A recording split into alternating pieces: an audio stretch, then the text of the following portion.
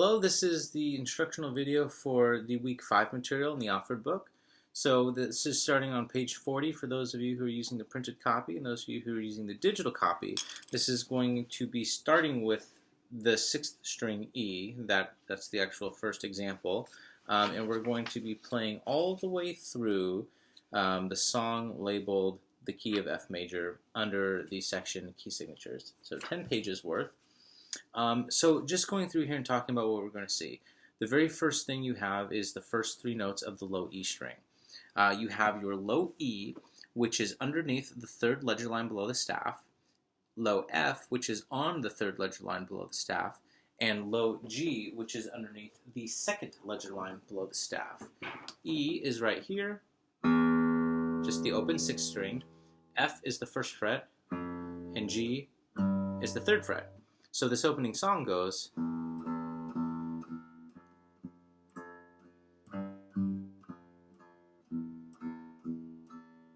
now as you're playing these really low notes, I think a lot of you might feel challenged by seeing which note it is quickly because there are a lot of ledger lines and it can be confusing.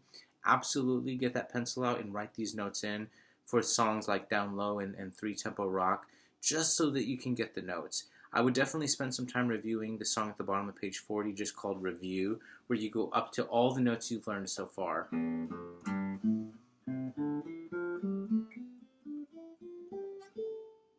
From E to A, which of course is a Phrygian scale, going up and ending on the 4th. You don't need to know that. It's also just the white keys on a piano starting from E to A. On page 41, you get some tempo signs. Just generally, andante will be slow, moderato will be moderate, and allegro will be fast. And a lot of the music we'll play will actually have specific metronome markings, but it is important that you know those signs. Blue Danube Waltz is just some chords. There are 4-string chords, 3-string chords. There are also dyads like measure 24. You have open D and A, like that. Going to page 42, you have bass chord accompaniment. You've actually done this already. It was on Laughing Polka in an earlier chapter, but now they're actually giving it a name.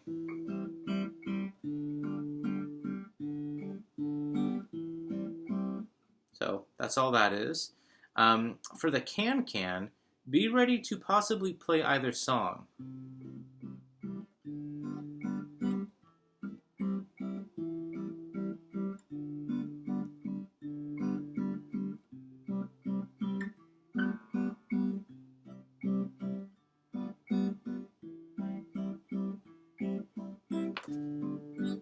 You notice I'm playing with my fingers. You can use your fingers or a pick. If you do want to use your finger, what I'm doing is whenever it's a quarter note by itself with the stem going up, I'm playing with my thumb. And whenever it's a chord, 3 notes together or 4 notes together, it's usually 3 in this song, I'm using these 3 each on a different string. So nice and slow would be, it's a one motion picking the strings like that.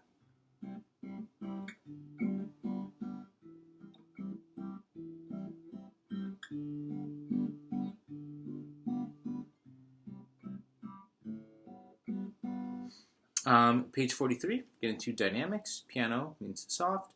Mezzo forte means medium forte, medium loud. Forte means loud. Fortissimo is very loud. There's also mezzo piano. They don't introduce that yet, but it of course is a dynamic marking you could have. Dynamics on guitar are all about how much pressure you have with the pick. So if you want to play something forte, you pick it harder.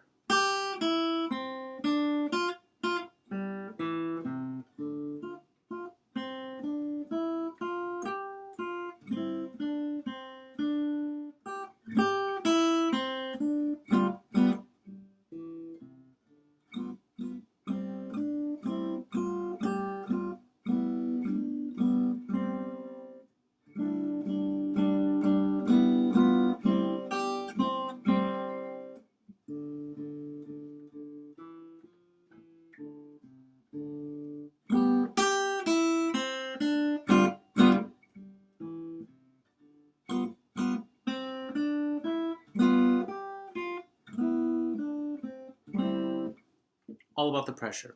One thing to keep in mind, as you strum the guitar harder, you're likely to get a really ringing, buzzing sound That doesn't sound good. The way you can pick hard but still keep a good sound is move the pick over the sound hole.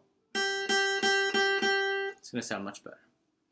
Going on page 44, you have some new rests. Quarter rest, half rest, whole rest. For those of you who haven't gone through the musicianship skills or music theory series yet, quarter rest is 1 beat of silence.